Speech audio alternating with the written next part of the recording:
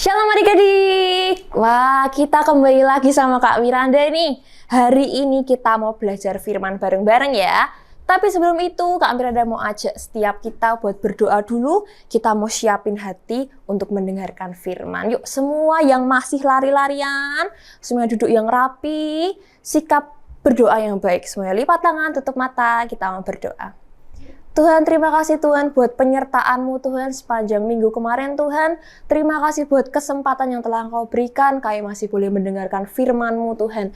Biar Engkau yang berikan roh hikmat Tuhan, pengertian yang dari-Mu Tuhan. Supaya kami bisa mengerti dan memahami setiap isi firman-Mu Tuhan.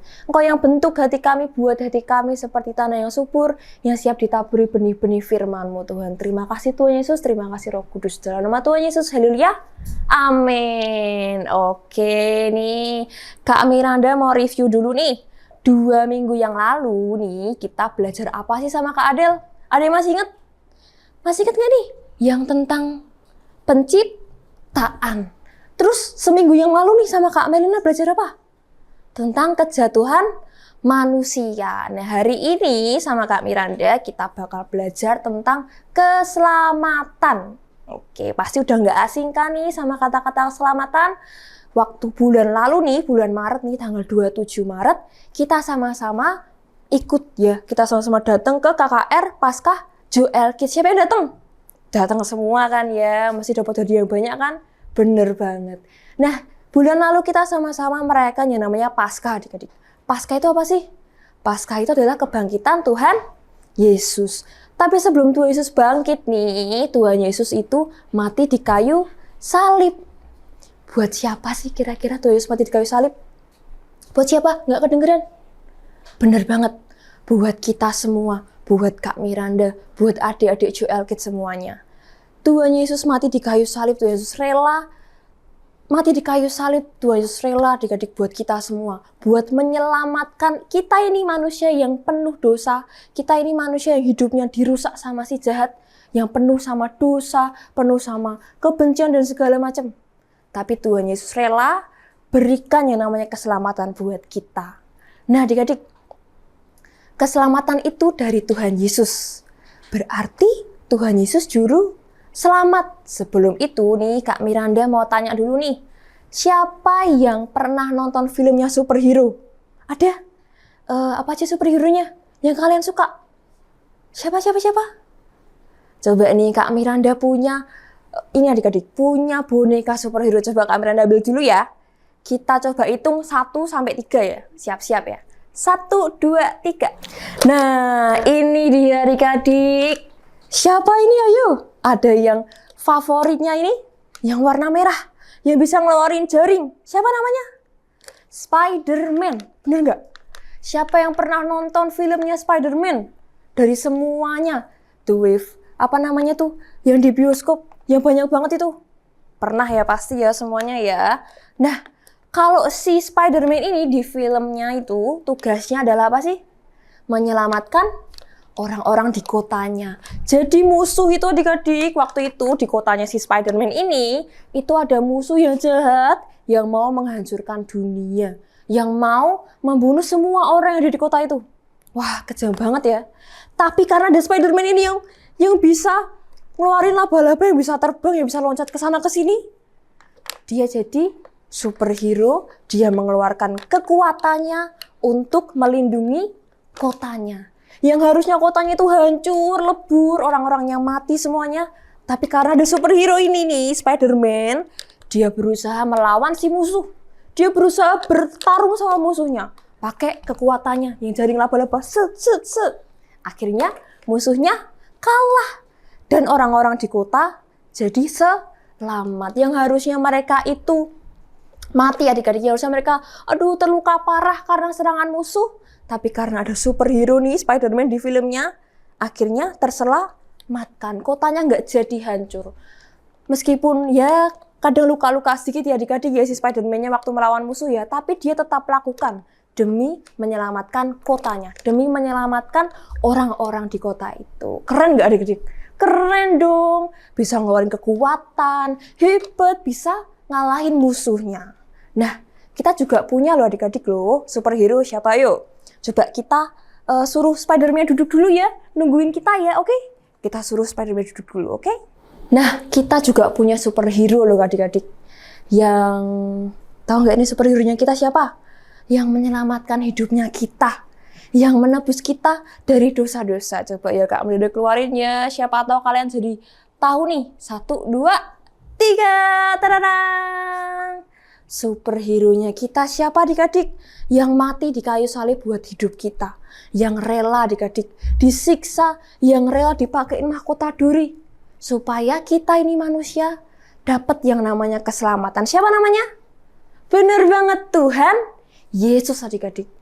Tuhan Yesus memberikan kita keselamatan. Tuhan Yesus rela lahir jadi manusia. Tuhan Yesus mengajar murid-muridnya, mengajar orang-orang. Tuhan Yesus memberitakan Injil. Tuhan Yesus datang ke dunia, mengadakan mujizat di mana-mana. Tuhan Yesus juga pernah disangkal sama muridnya. Siapa nama muridnya? Petrus. Tuhan Yesus juga sering diolok-olok, dihina, diejek. Bahkan waktu kejadian di Taman Getsemani itu, setelah itu Tuhan Yesus disiksa, ditangkap sebagai penjahat, kayak penjahat gitu adik-adik kalau ditangkap. Habis itu disuruh memikul salibnya sendiri yang berat banget tuh loh adik-adik.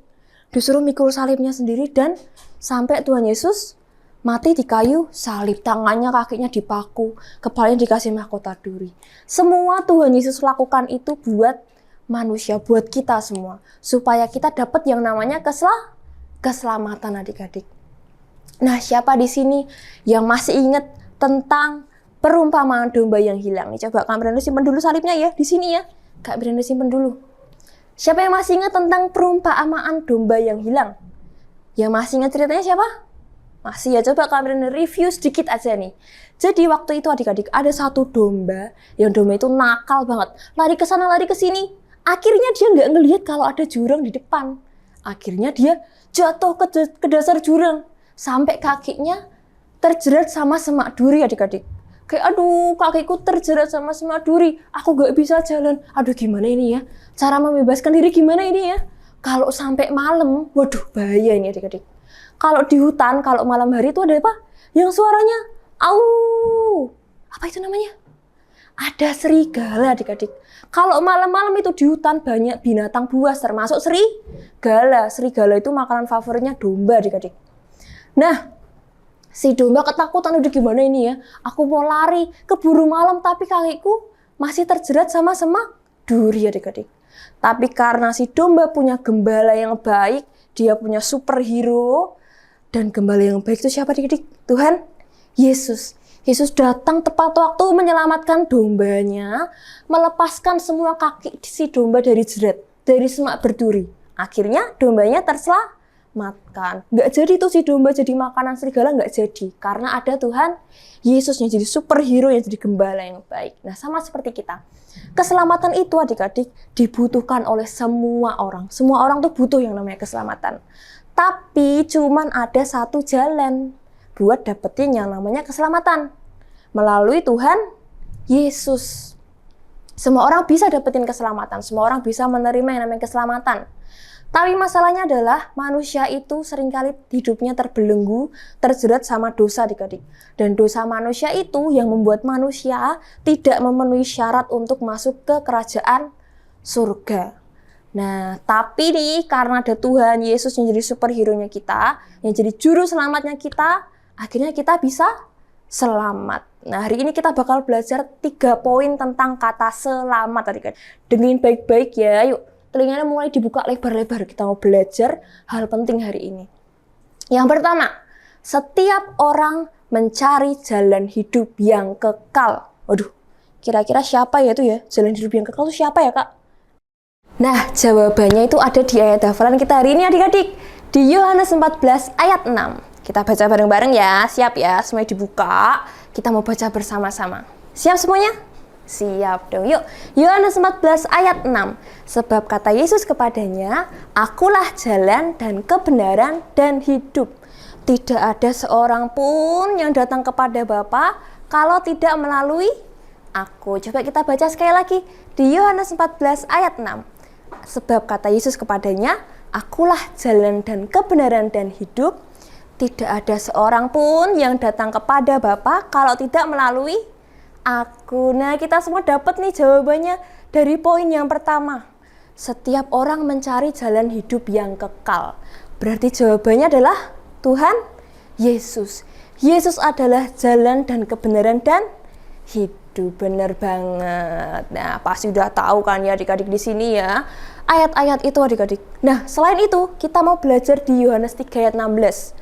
Kak Miran bacain aja deh. Sebab begitu besar kasih Allah akan dunia ini, sehingga ia mengaruniakan anaknya yang tunggal, supaya setiap orang yang percaya kepadanya tidak binasa, melainkan beroleh hidup yang kekal. Coba kita garis bawahi yang kata-kata gini adik-adik. Setiap orang yang percaya kepadanya tidak binasa, melainkan beroleh hidup yang kekal. Nah, kita belajar keselamatan, berarti kita juga mengingat nih karya penebusan dari Tuhan Yesus. Yang mana Tuhan Yesus kasih kita yang namanya keselamatan. Asalkan apa tadi? Asalkan kita percaya. Keselamatan itu artinya itu dilepaskan, dibebaskan dari hukuman, dari kutuk yang akibat dari dosa-dosa adik-adik. Dan satu hal yang perlu kita garis bawahi adalah keselamatan itu tidak bisa kita dapatkan dengan usaha kita sendiri. Loh Kak, aku tuh udah berbuat baik loh Kak, aku udah bantuin mama setiap hari Kak, aku sudah sharing bekal ke temanku Kak. Nggak cukup adik-adik, itu nggak cukup untuk menebus dosa-dosa kita. Itu nggak bisa jadi ukuran untuk kita dapat yang namanya keselamatan. Tapi keselamatan itu berasal dari Tuhan. Itu adalah anugerah, itu adalah kasih karunia yang Tuhan berikan buat kita. Nah, coba kita langsung belajar di poin kedua ya, supaya kita tambah paham ya adik-adik ya. Poin yang kedua, lahir baru adalah syaratnya. Jadi adik-adik, kalau misalnya kalian dengar kata-kata lahir baru, waduh, kan aku sudah lahir Kak, kok harus lahir baru? Apa dilahirkan lagi? Berarti aku yang udah besar ini harus masuk ke perutnya mama lagi, habis itu dilahirin lagi Kak. Emangnya muat ya Kak ya? Jangan salah mengerti adik-adik. Kita akan belajar lagi hari ini ya. Kalau misalnya kita dapat yang namanya keselamatan, nih kita dapat yang namanya keselamatan, berarti sama aja kita menerima yang namanya tanggung jawab adik-adik. Tanggung jawab buat apa sih? Tanggung jawab buat menjaga seluruh hidup kita. Jadi kalau kita dapat yang namanya keselamatan, kita nggak boleh lagi tuh hidup dengan cara hidup kita yang lama, yang penuh dosa. Kita harus tinggalin semuanya itu. Kita harus hidup dalam Kristus. Makanya itu, kalau misalnya kita dapat yang namanya keselamatan, kita terima yang namanya keselamatan, itu sama dengan kita menerima kehidupan baru. Kita sama aja lahir baru. Jadi kehidupan yang lama, yang penuh dosa, yang masih suka nakalin temennya, disingkirin jauh-jauh, dibuang jauh-jauh. Karena hidup dalam Kristus itu adalah lahir baru, dilahirkan kembali. Gitu adik-adik. Poin yang ketiga, mati dari dosa dan hidup bagi Kristus. Jadi lampu dosa dalam hidup kita cepat-cepat dimatiin, cepat-cepat dipadamin. Kalau perlu lampu dosanya dibuang tuh jauh-jauh. Yang boleh nyala dalam hidup kita adalah lampunya Kristus, lampunya Tuhan Yesus. Harus menyala dengan terang benderang lebih dari semuanya. Lampunya Kristus harus nyala di dalam hidup kita adik-adik. Nah, kalau misalnya Kak udah diberi keselamatan, tapi kok tetap berdosa, berarti artinya apa adik-adik?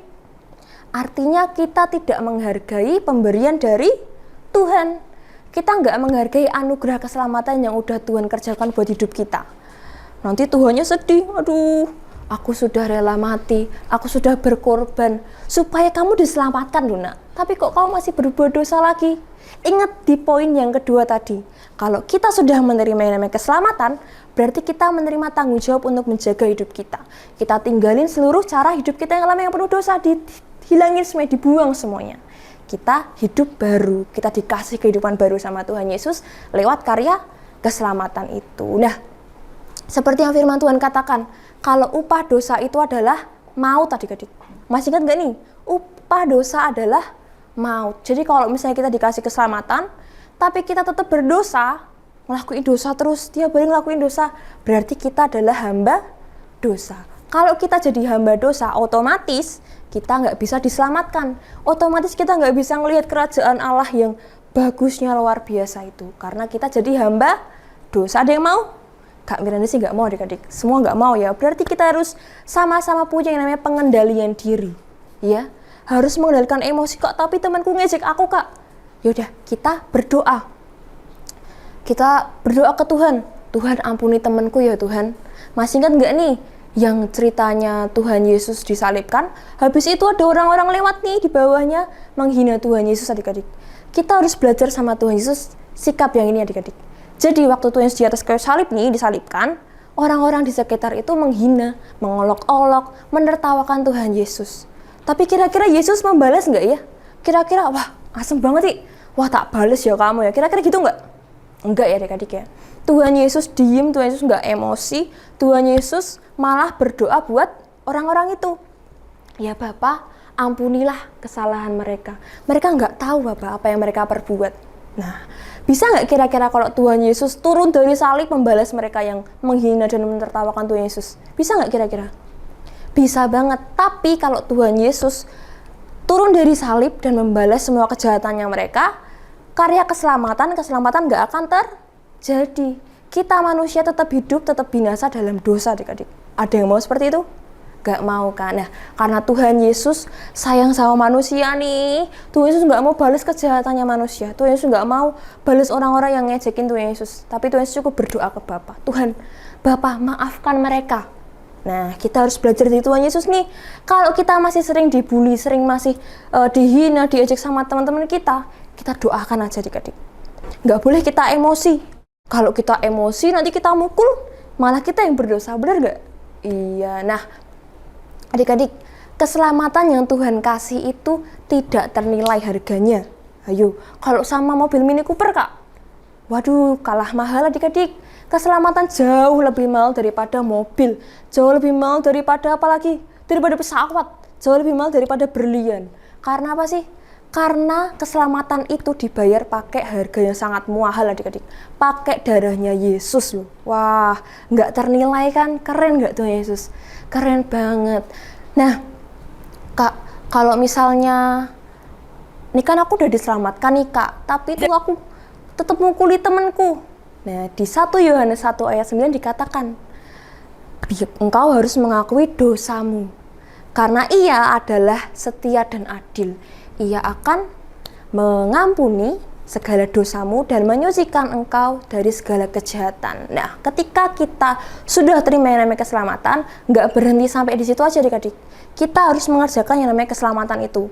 Yang pertama, kalau kita ingat, kalau kita tahu bahwa yang kita lakuin salah, dosa, misal kita memukuli teman kita, nah kita harus yang namanya menyesali dan mengakui dosa kita. Aku nggak salah kok Kak. Temanku duluan tuh yang ngajakin aku berantem, akhirnya tak pukul lah Kak, kan nggak aku yang salah, ngapain aku yang harus minta maaf, ngapain aku yang harus bertobat, kan dia duluan yang salah Kak. Nggak boleh seperti itu ya adik-adik ya.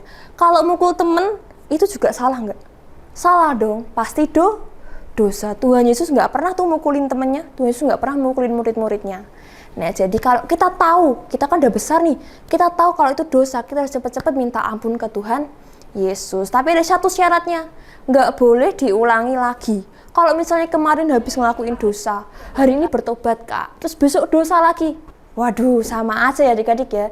Itu sama aja tidak mengerjakan yang namanya keselamatan. Tuhan nggak suka itu adik-adik. Nah habis itu yang kedua tadi kan mengakui dan menyesali dosa nih, menyesali dan mengakui dosa. Yang kedua adalah mengundang dan menerima Yesus. Coba Kak Miranda mau tanya, siapa yang setiap pagi nih bangun tidur nggak langsung pegang HP, tapi sikap doa, kamu ambil sikap doa, kita berdoa, terima kasih, ngucap syukur sama Tuhan. Siapa yang setiap pagi gitu? Ada? Wah, kebanyakan pasti kita bangun tidur, kita lihat HP dulu ya adik-adik ya. Aduh, ada updatean apa ya hari ini ya? Ada WA dari siapa ya? Seringnya gitu nggak? Oke, Kak sama adik-adik, Kak Miranda juga lagi membiasakan diri nih. Kalau habis bangun tidur, Kak Miranda berdoa dulu. Tuhan, terima kasih Tuhan buat malam Tuhan. Terima kasih buat penyertaan-Mu Tuhan. Terima kasih Engkau sudah bangunin Miranda pagi hari biar nggak telat sekolahnya. Nah, belajar untuk pagi-pagi kita berdoa dulu, mengucap syukur ke Tuhan. Habis itu kita mandikan, siap-siap berangkat ke sekolah. Sebelum berangkat ke sekolah kita berdoa ke Tuhan. Tuhan, sebentar lagi aku mau ke sekolah. Biar Engkau yang sertai, biar Engkau yang bimbing. Nah, kita harus undang Tuhan Yesus masuk dalam hidup kita. Tuhan, kita harus undang Tuhan Yesus buat, ayo Tuhan, anterin aku ke sekolah Tuhan. Ayo Tuhan, masuk ke kelasku Tuhan. Nah, itu adik-adik. Kita undang Tuhan Yesus. Beda loh kalau misalnya kita pagi-pagi marah-marah. Aduh, males bangun, males sekolah. Gak mau.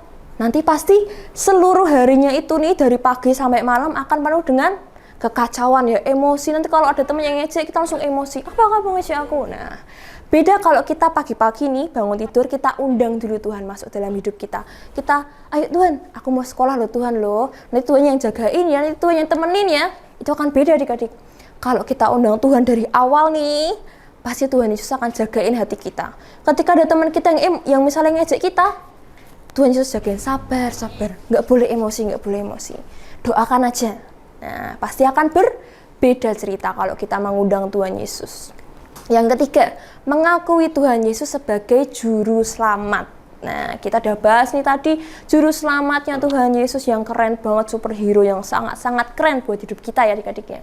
Kalau misalnya kita udah terima Tuhan Yesus sebagai juru selamat, menerima Tuhan Yesus sebagai juru selamat itu adalah tiket ke surga. Apa?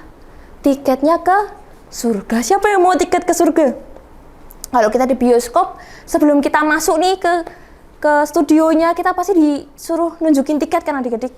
Nah, kalau kita nggak punya tiket, kita nggak boleh masuk ke bioskopnya. Kita nggak bisa nonton film ya.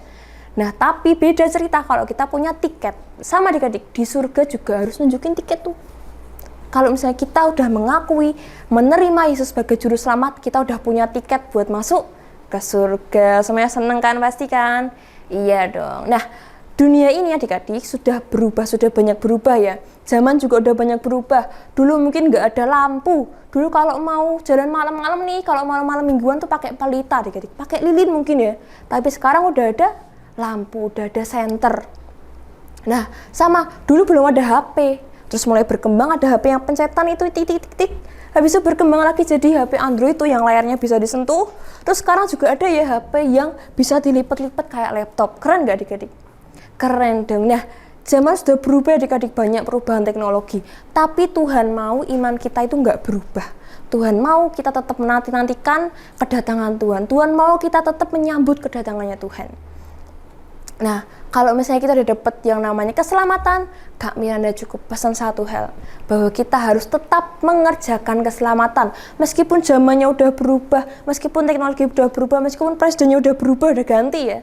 Tapi mengerjakan keselamatan itu jadi tanggung jawabnya kita sebagai manusia, sebagai anak-anaknya Tuhan Yesus yang udah dapat keselamatan. Nah, karena apa sih? Karena keselamatan itu kasih karunia dari Tuhan Yesus buat kita. Itu pemberian yang tidak ternilai, pemberian luar biasa yang udah Tuhan Yesus kasih buat kita. Kita kalau dikasih kado nih, kita pasti akan jaga nggak adik-adik? Misalnya kita dikasih pesawat-pesawatan sama temannya kita, pasti kita akan jaga, aduh jangan sampai lecet ini ya. Ini kan kado dari temanku. Nah, sama adik-adik. Kalau kita dikasih pemberian dari Tuhan, terutama ini keselamatan ini, kita harus jaga, nggak boleh kita berbuat dosa, nggak boleh kita merusak keselamatan yang udah Tuhan kasih. Karena keselamatan itu harganya nggak murah adik-adik. Keselamatan itu dibayar pakai darahnya Yesus. Itu tidak ternilai. Itu bukan karena usaha kita dapat keselamatan, tapi karena kasih karunia Tuhan. Nah, sekarang nih adik-adik, meskipun Kak aku masih TKA, Kak aku masih batita, Kak, nggak apa adik-adik. Kita dapat keselamatan, kita juga harus berdoa buat teman-teman kita, buat saudara-saudara kita, supaya mereka juga dapat yang namanya keselamatan, supaya mereka juga mengikuti Yesus, mengikuti Tuhan Yesus. Karena apa sih? Karena Tuhan Yesus adalah jalan kebenaran dan hidup. Jadi kita berdoa sama-sama. Tuhan Yesus nggak perlu kok ada doa yang panjang lebar yang sampai sejam 2 jam gitu, nggak perlu. Tuhan Yesus cukup mendengarkan suara hati kalian. Tuhan Yesus cukup melihat, oh anakku ini, anak Joel Kis nih mau berdoa ya buat teman-temannya supaya teman-temannya dapat keselamatan. Nah, kalau misalnya teman-teman kita dapat keselamatan, bisa bareng-bareng bersama kita di surga ya. Bisa ketemu lagi nanti sama Kak Miranda. Oke ya, berarti kita harus mulai belajar apa tadi? Mengendalikan diri. Terus kita kalau udah dapat keselamatan, nggak cuma berhenti sampai di situ aja. Tapi kita juga harus berdoa buat teman-teman kita, buat saudara-saudara kita, buat mama, papa, adik kakak, dan semuanya. Kita berdoa supaya mereka juga dapat yang namanya keselamatan. Oke, yuk. Sekarang tutup Alkitab kalian, kita mau berdoa. Kita mau mengucap syukur sama Tuhan Yesus. Tuhan, terima kasih Tuhan buat firman-Mu hari ini. Tuhan, terima kasih buat pembelajaran-Mu hari ini Tuhan. Terima kasih, dan biarkan semuanya Tuhan, biarkan firman-Mu Tuhan termeterai dalam hidup kami Tuhan. Biar firman-Mu ini Tuhan tetap hidup dalam setiap hati kami Tuhan. Tuhan, ajari kami Tuhan, sertai kami Tuhan dalam segala aktivitas kami Tuhan. Biar Engkau yang tetap proteksi, biar Engkau yang tetap bimbing seluruh kegiatan yang ada Tuhan. Tuhan, biar Engkau yang berikan buah roh pengendalian diri Tuhan, supaya kami bisa Tuhan mengendalikan hati kami Tuhan. Kami bisa Tuhan tetap memuji dan menyembah-Mu Tuhan. Kami bisa mengerjakan keselamatan Tuhan. Tuhan, terima kasih Tuhan buat hari ini Tuhan. Biar Engkau yang bekerja Tuhan, biar Engkau yang tetap beracara dalam ibadah ini Tuhan. Terima kasih Tuhan Yesus, terima kasih Roh Kudus. Semuanya sudah berdoa dan mengucap syukur, katakan amin.